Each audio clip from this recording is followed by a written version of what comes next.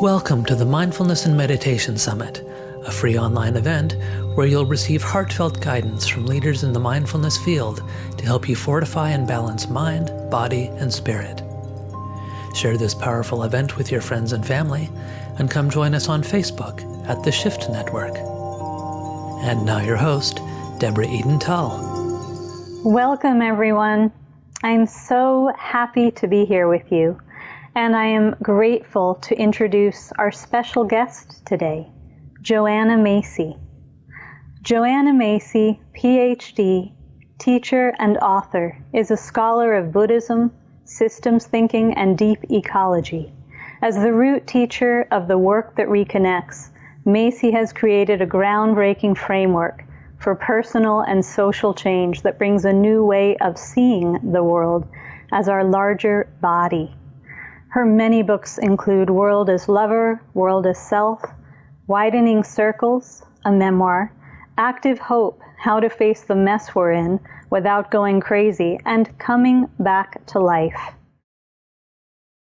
Macy received a BA from Wellesley College in 1950 and a PhD in religion from Syracuse University in 1978. She continues to write and teach in Berkeley, California. And Joanna, you just celebrated your 91st birthday and had a new book come out, A Wild Love for the World, Joanna Macy and the Work of Our Times. So welcome, Joanna, and congratulations. I'm delighted to be here with you and to be with you, dear. I want to say personally that this interview feels so special to me because you've been a friend and teacher for so many years. And I first came into contact with your work when I was 18 and World as Lover, World as Self just came out. And I thought, now this is a voice of sanity in the world. That book really informed a lot of my path. So what I want to begin with is just acknowledging at the very end of your new book, in the afterword, you write that Carl Jung said, at the core of each life journey is one question that we're born to explore. And you state that yours, since 1977, has been, how can I be fully present in my world, present enough to rejoice and be useful when we as a species are destroying it? Would you be willing to start us off by just sharing a little bit more about that brilliant question? Yeah. Well, I feel that this is basically this question that occurred to me as the guiding one in my life. Is it root very close to the guiding questions for most people? Here we are in this incredibly beautiful, resourceful, interconnected world. And we come out of it, and we should be seized with gratitude and delight. There's so much to enjoy, so much to learn. And then in our time, science as well as scriptural sources tell us that we deeply belong to this world, couldn't belong more, because everything that we are, everything that we know is of this planet. And now, in addition to scriptural sources of all traditions, there is science, seeing that the Gaia theory, this living earth, it is a living system. So we deeply, deeply belong. But how do we do that when we also see that we as a species have been for generations now, through our ideas of wealth and power and how to get more wealth and how to get more power, are consuming our world and poisoning and contaminating our world. And so and that's at the source of many people wanting to learn how to be good again.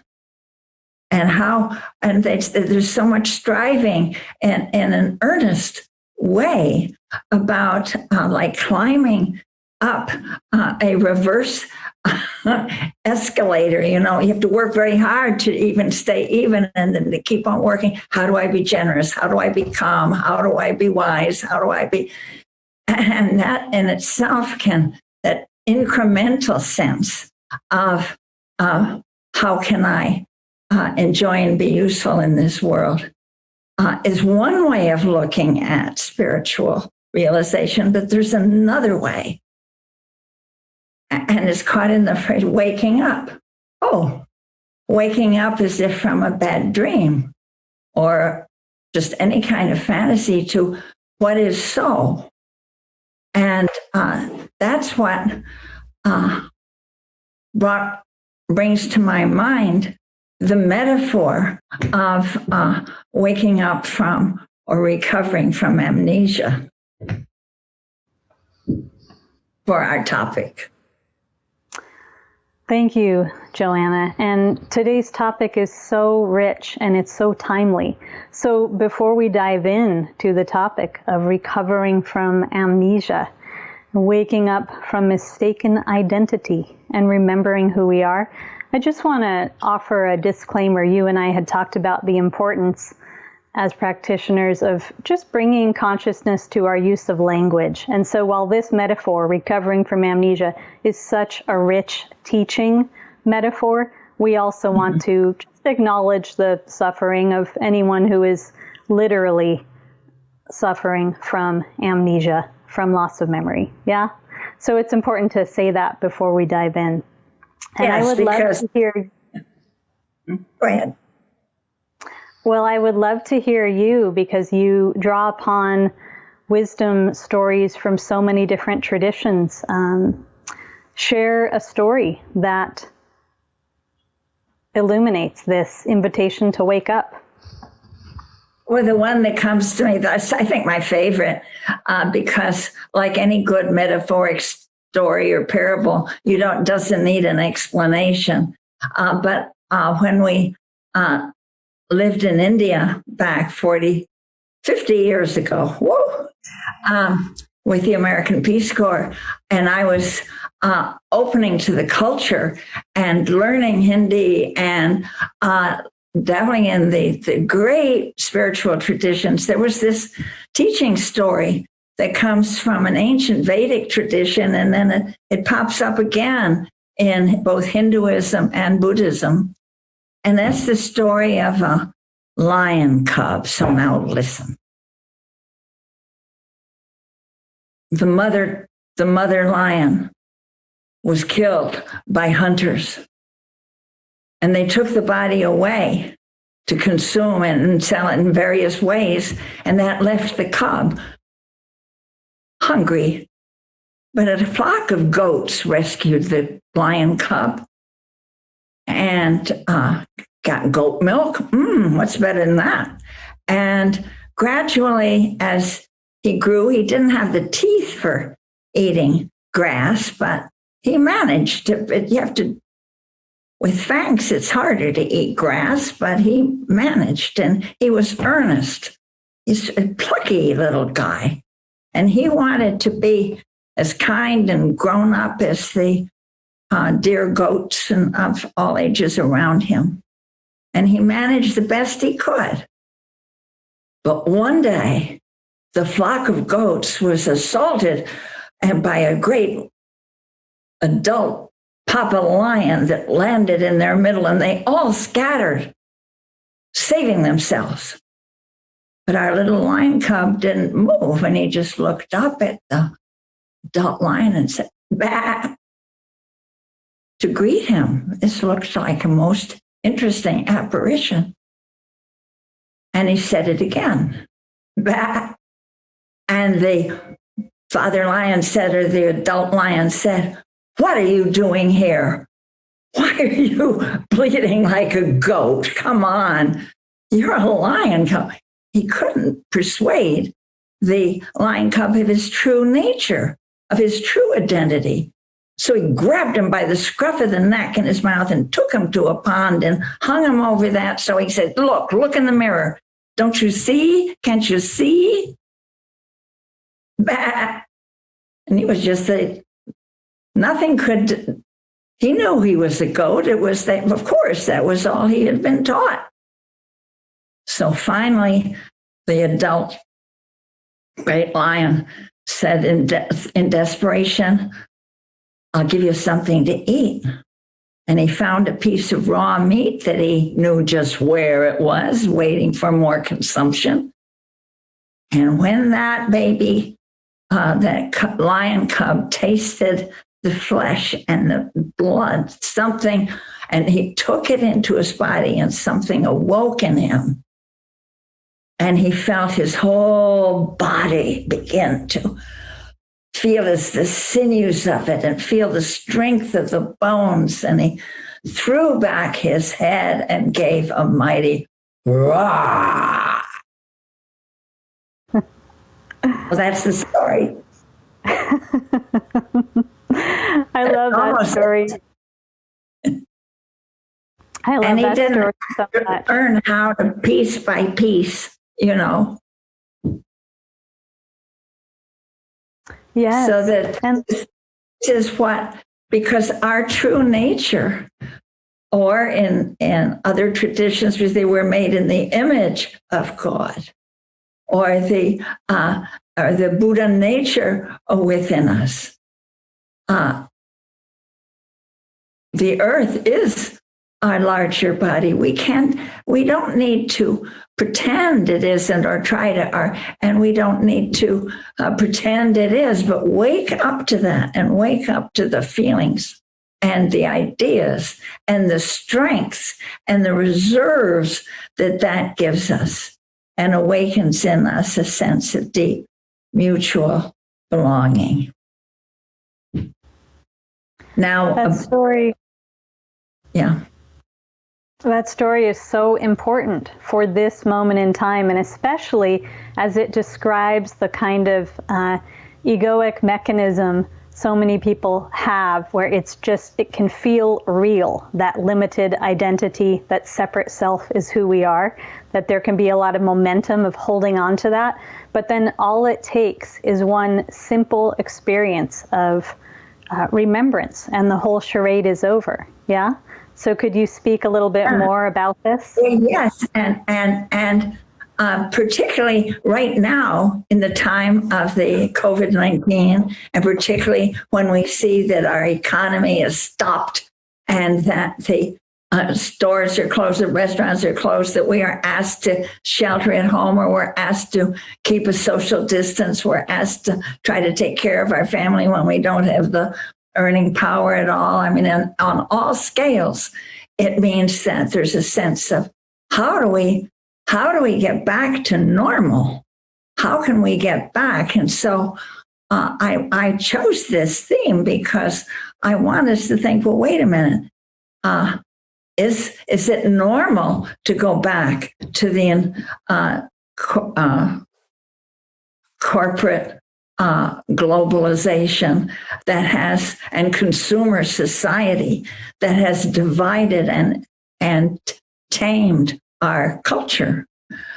Or is there a greater truth now that we can wake up to in this time when we are robbed of the usual ways of doing things?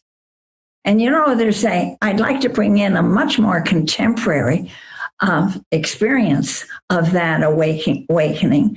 And that's what I encountered when I went to Australia. And that was 40 years ago now. Was it? No, 35. At any rate, there I was bringing the work that reconnects that I have developed over the last 40 years. But I encountered, as I usually do, many activists. And how can we strengthen our motivation to be of service to the world and to enjoy it too? How do we deepen that? And there I met a rainforest activist who had a life-changing experience, indeed an epiphany, an experience of the sacred, when he was defending an ancient forest that was of the ancient trees of the mother continent of Gondwanaland. And it was being logged illegally with the support of the police. And he and his mates from a sort of hippie Buddhist commune nearby, they decided they would give their times and even their life to save these sacred trees, sacred by their ancient wisdom and survival. And so they were standing there with their backs to the trees, while around them were both the chainsaws screaming and the grappling hooks to load the logs onto the trucks. And there were the police with their paddy wagons and bullhorns. Clear out, get out of the way, you'll be under. And he was they had nothing but their bodies to put in front of the trees to protect the trees. And as he stood there, it suddenly, in that pressure cooker, in a moment, it can come to us just in a moment. He realized who he really was. Like the lion cub, it was a realization of who you are. And suddenly he knew that he was not there. He was not John Seed protecting the rainforest. He was the rainforest, protecting itself through a piece of humanity that the rainforest herself had nurtured into being over millennia. You don't need, it takes something like that, takes a split second. Boom, like the taste of what the lion cub put in his mouth.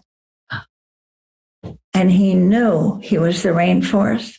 He knew that the power of the rainforest was flowing through him. And it wasn't his own power or his own courage or his own wits or his own super smartness that was allowing him to play the role of protector. It was the fact that the rainforest was in him, the power of the rainforest. Well, now that, I wasn't even there. I didn't experience it. But when I heard it, it was like I experienced it.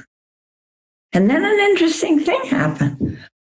What would I say that was? That was 35 years ago. And that's when deep ecology became so another, yet more important for me. Deep ecology says that we are healing and serving Earth, not for our comfort and profit, but because we are at the final, we are the Earth. And that is, so I would tell that to students. I would tell that to others. And in telling that story, and maybe it happened for you, just across the internet, there's something about that it can bring that little shock of recognition. And that's the recognition that we are getting readier and readier, more ready each day as a culture in our collective awareness to experience. That this is our home. This is our only home. The sacred earth we walk upon. You could say, well, also our home is the universe, our home is also the mind of the Buddha or what have you. But we are in a web of life that has brought us into existence, and that is our self, our deep identity. And that can come to us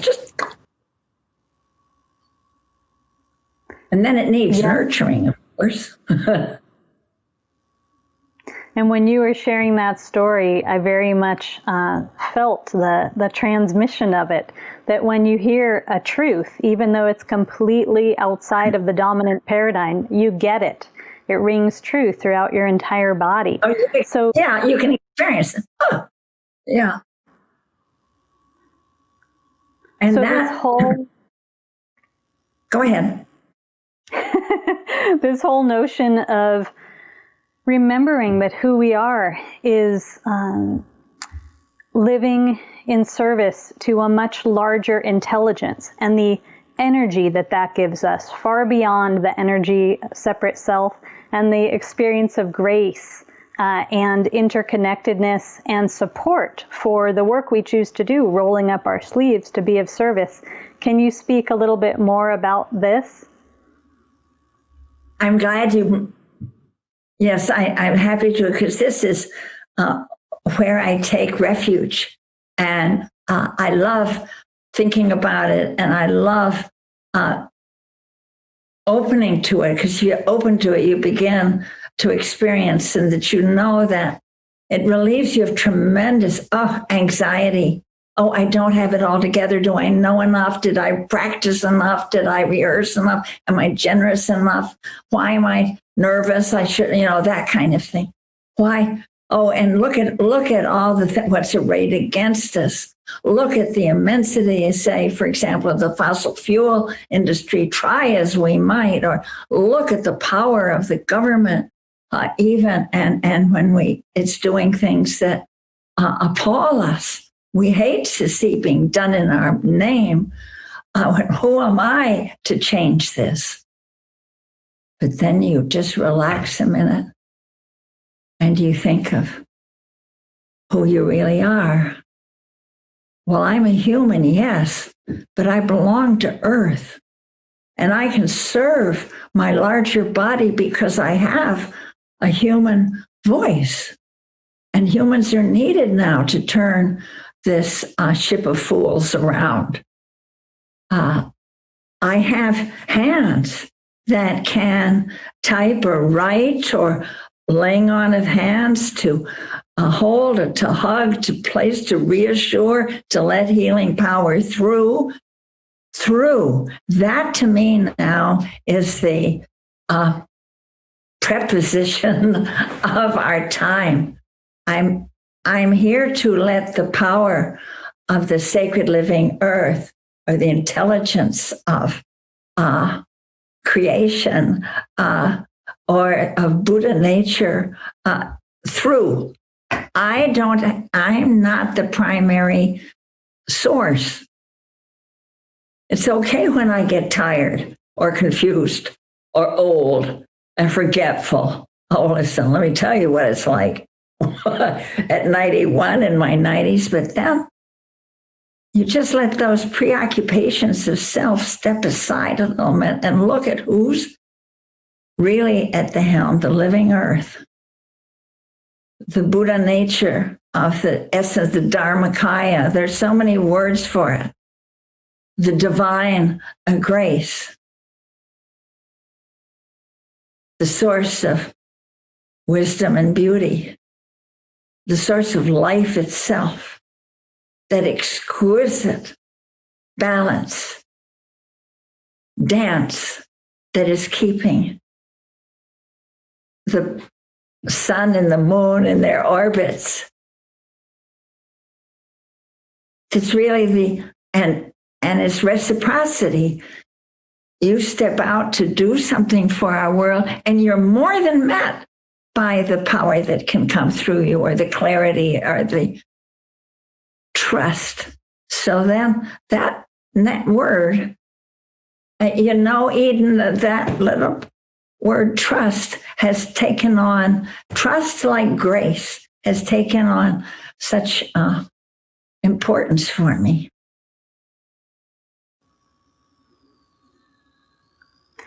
That means so much for me to hear, and it resonates with my life path and trust in something so much larger and sturdier and more joyful, more trustworthy than our human conditioning. I'm curious, right now we're sitting here at this extraordinary moment in time, the middle of the pandemic. a moment of incredible opportunity for change. And also, I'm aware that there are people listening to this who feel fear of change. It's part of the collective. So would you be willing to share, as you were sharing with me the other day, the translation that's so potent for the word apocalypse, and speak a little more to the invitation of this time? Yeah. Well, you can't change anything or be useful in changing anything unless you see that it needs changing and can change. So you hear now the word apocalyptic on all sides, and it has come to mean the end of things like Armageddon or the end of the world. But the meaning from the beginning, has actually literally meaning the unveiling or the revelation. It's like apocalypse lifts off the clouds of obscurity and stupidity or denial that have made it hard for us to see the cruelty and the self-harming of our political economic system and the suffering that it brings. But now, and it's even made it hard for us to see what we've done to our planet, to our waters, to our air, because we get accustomed to it. So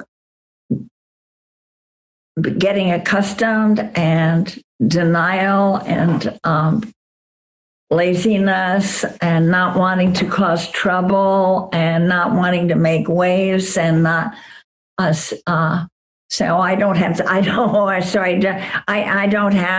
the power of speech or prophetic clarity to and the organizational gifts to take on these issues. I'll leave it to somebody else. Oh, look how many organizations, let them do it. But now something happens that we couldn't have done. The sky's getting bluer. The air is getting cleaner. You can hear the birds. You can hear the cries of grief that the hospitals weren't adequately supplied. The nurses weren't backed up.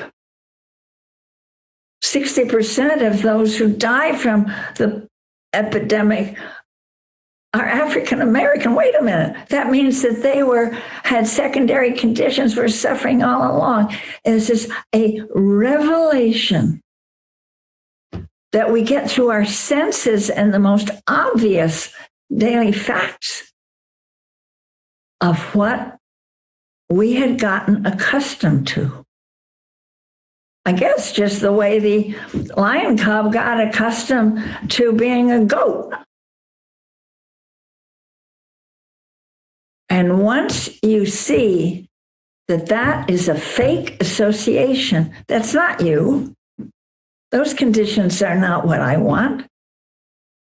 And you feel a rising sense that it is my desire and my job. It's my will, just the way I reach for a glass of water. To reach for your role, your joyful, resourceful role, what you want to be doing, not what you just should be doing. You don't say to yourself, well, I should be happy. And you find, well, what makes you happy is being your true self and letting that cloud of amnesia, forgetfulness, that you were supposed to be happy with a consumer society that was eating up the earth. You were supposed to be happy with that little shrunken sense of self that after 5 centuries of hyper-individualism, we've come to see ourselves as such egocentric little separate, and we try to be good, but we just feel small. And then you realize that you are much larger, and you're not are associated with your love for the world, but you are an agent to the world. You belong to this world. You belong to the power that holds the planets and solar systems and galaxies in their orbit. Now, I had thought, you don't reach this. For me, it kind of, that's why I like the lion cub. That lion's roar. Let's just roar now. This is my world. I am of this world, and I'm born into this time. And my world gives me the grace and delight in knowing this and in doing what comes now to my hand to do. I sounded like I was preaching. I hope I didn't sound too preachy. Joanna, if you sounded preachy, it was the preaching, the medicine that everyone needs to hear right now. So when I was listening to you, I'm just aware that in this time, when, as you said, this is the moment people have an invitation to step it up and roar on behalf of love of life, and to roar on behalf of all beings. And what I'd love to hear you talk about next is deep time, which is such an important part of the work that reconnects, which has been such potent medicine in my own life. And it connects so well here because sometimes our ego tries to talk us out of stepping into larger self. But when we remember deep time, we see through it. So can you talk a little about this? I have found this so incredibly helpful. And it plays a big part in the work that reconnects, as those of you who are familiar with it will recognize. But at the moment, being separated from the natural world and each other by the consumer society and the war-making society, we don't have much ground under our feet. But as we open to our interbeing with all of life, and not only with those that we link arms with who are alive now, but we open to a belonging to the ancestors. We're part of that great ancestral stream, and that have ancestors that have known and done amazing things because of their rootedness in a sense of belonging. And especially among those ancestors are those who hold still alive today as indigenous peoples. Oh, how lucky we are that we have so many indigenous cultures now that we're beginning to listen to. And because they know the earth, the world is our larger body, our source of wisdom. And you can listen to them and feel that. And then that sense of belonging extends also into the future. We desperately need that. We've forgotten that as a culture. We have done things to our world, contaminating it, for example, with nuclear wastes from nuclear energy production and nuclear weapons production that will last far longer than all recorded history. And what will the many generations of in the future, will they know what it is? The only thing that I see our industry and government doing is trying to hide it. Stick it in the ground.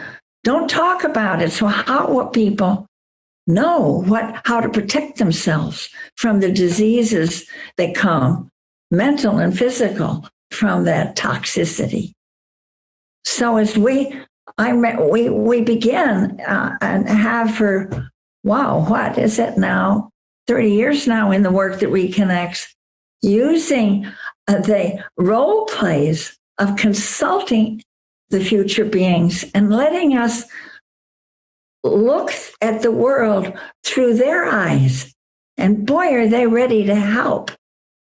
Now, you can't be too serious about this, because then you get to sound very portentous and I will now channel the future. No. All you do is you did it as a child, play acting. But there's a sincerity. We speak on behalf of. And we have found that just in our exercises of or going and doing that at a hearing, a governmental hearing.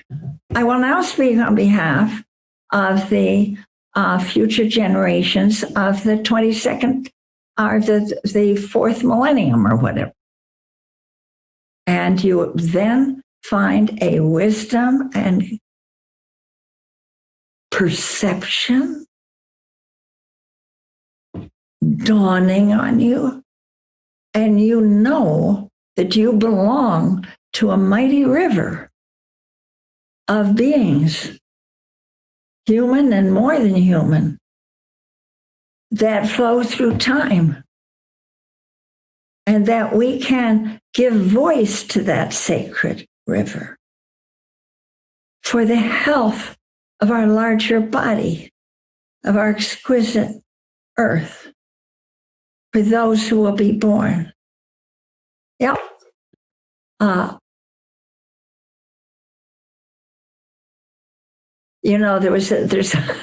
I'm thinking of there's a great radiology scientist, a Catholic nun, who no longer with us, but she was a great scholar, a defense witness in trials of anti-nuclear activists. And she said, I'll never forget it, she said, every being who will ever live on earth is here now. What? Yes. Where is it here now? In your gonads, in your ovaries, and in your DNA. And what you take in now of toxicity, particularly radioactive, it goes directly into future beings of all times. Depleted uranium, its half-life is 4.5 billion years with a B. That's longer than the life that we impute to the planet. So this capacity of belonging and this feeling that you belong and give voice to the larger river of time or to the body of earth that you're part of is something that gives tremendous insight and power and insight in this time, as I have experienced. And indeed, those of you out there that have been doing some of the deep time work and the work that reconnects. And in a moment on planet Earth where there's an epidemic of loneliness, what incredible healing, what a relief, this remembrance, not only that we were completely a part of one another and our planet, but a part of all beings, of all times. So thank you so much for that. I am deeply lit up by everything you're sharing, and I'm aware that in this moment, when it's really, really important that we don't go back to sleep, when returning to normalcy would be the worst thing that could happen, I'd like to hear you talk a little bit about how people can really open their eyes to new possibility. And in the work that reconnects, seeing with eyes anew, really seeing with fresh eyes of curiosity and wonder is such a big part. I'm also reminded that last year, before my husband and I got married, we came to you and we spoke about our vows, and you said the most important vow would be to see one another, to meet one another as the mystery. And this relates, really, how do we as human beings now let ourselves see with fresh, open eyes, stay in the moment, and open to possibility? Can you speak to this? Well, just hearing what you and Mark learned to do with each other, we can learn to do with ourselves. We can look in the mirror and say, behind that mask that I've gotten used to as a face, mine, what mystery is there that is the universe's gift to this moment on planet Earth? And you know, Eden, I have the impression, fancy so often, that on other Buddha fields, other centers of intelligent life, conscious life in the universe, there are folks. I use the word bodhisattvas. That's the being who awakens to what you care most for, is that you really, what's truly the strongest in you is a caring for life. Just the way, you know, when you have your head stuck underwater and then you realize how much you want to breathe. You would die to breathe, and so we would ready to die for people to be able to breathe, and they're being choked now. Many are choking because of our government's sanctions against countries we don't like. In a period of COVID-19, we are depriving Cuba, Venezuela, Iran, Yemen, Syria, and another 10 dozen other countries of the means of support that goes straight into their health system. And that, so today, as a matter of fact, is the day that we are, and you just look it up on Code Pink, it's there. It's this is Lift the Sanctions Day. And you can write, people are choking. Reminded me when I was talking about the life is as simple as wanting to breathe. Yeah. We can help each other breathe. What could be a more beautiful thing? So you could see yourself now going back to, bless you, remembering that time with you and Mark before your marriage. It's the mystery. Look at yourself in the mirror, feel yourself drawing, and then you realize, wait a minute, who's breathing? Are you the one who's breathing? Or are you being breathed by life? We're in this sacred dance, Eden, aren't we? Where we don't know whether we are the doers or done do, but we hold hands in this dance. Because that's the way life works, isn't it? With reciprocity. I'll trust and take an action and then find that Earth supplies are the great intelligence or the great Dharmakaya or the great sacred spirit takes that little wish of mine and supports me. And I don't have to figure out everything. I don't have to know just where it was. I don't even have to figure out if I have all the courage to do it.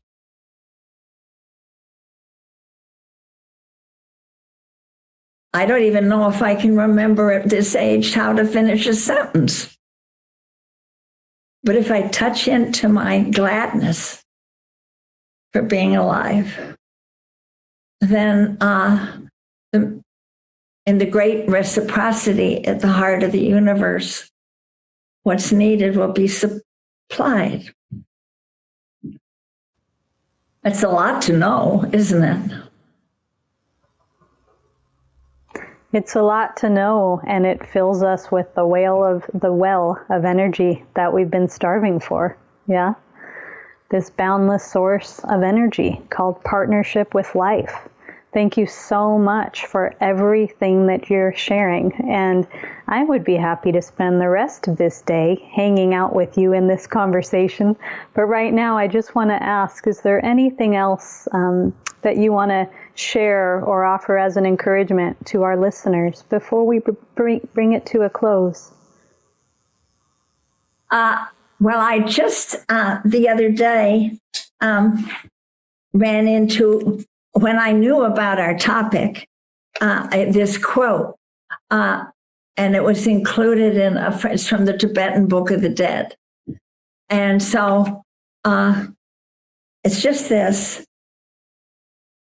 As we enter the bardo of our time, and bardo can be a word for a change of consciousness, and boy, is this time. First of all, you can be so grateful to be alive in this time when a change of consciousness is being made so exquisitely clear in its necessity. And then, so in this bardo, which is often associated with dying, because you do die to your old self, the words come, may it come that all the radiances will be discovered as your own radiance.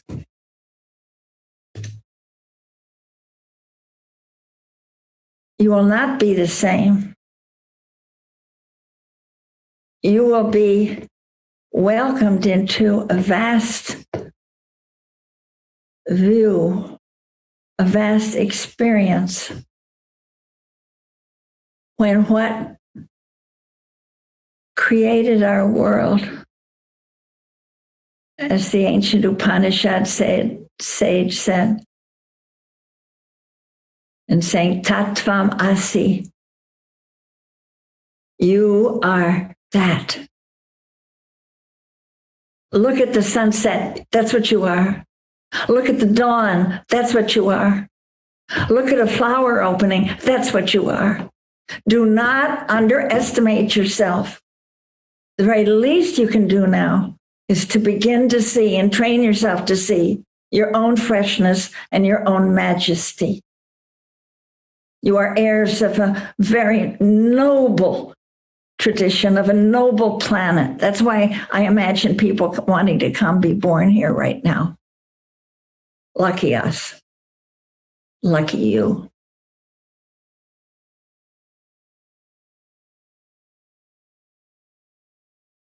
Joanna, I love you. I'm so grateful for your generosity today. And, you know, this offering today for everyone listening, it's not just your teachings and your incredibly rich life experience. It's not just your brilliance, if I might use that word, but it's your quality of presence. And at 91, the joy, the courage, the chutzpah, the vibrant aliveness and playfulness that can model for us all what's possible when we choose to give our energy to remembering who we really are and living life on behalf of all beings. So thank you so much for being here today. This was fun. Thank you, Joanna.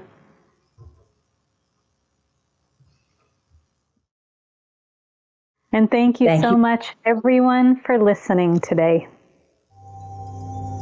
Thank you for joining the Mindfulness and Meditation Summit, brought to you by the Shift Network.